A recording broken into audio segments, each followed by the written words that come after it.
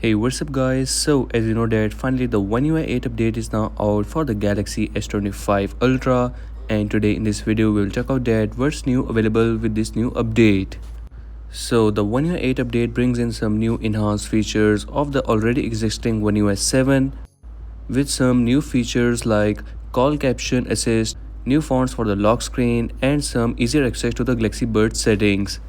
First of all, right after updating your OneUi 8 update, go to the Galaxy Store app, then tap on menu, then tap on updates. From here, you will get to see that there are multiple new app updates available. So make sure to update them all once you have updated your device to the latest OneUi 8 update. After updating them all of the bugs and issues and the new updates will be installed.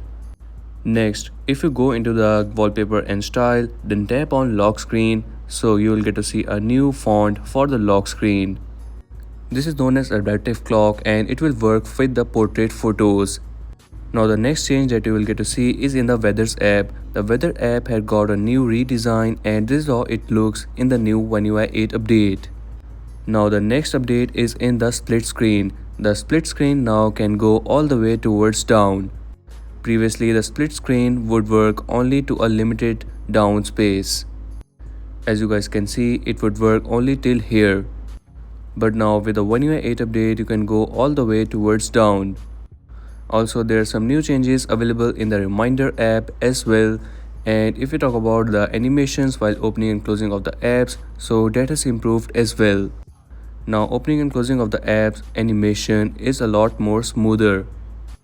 And obviously with the OneUi 8 update, you get to see the Android 16 update. So finally the Android 16 update is available on the Galaxy S25 Ultra. If we talk about the game with the Android 16, so that is still same.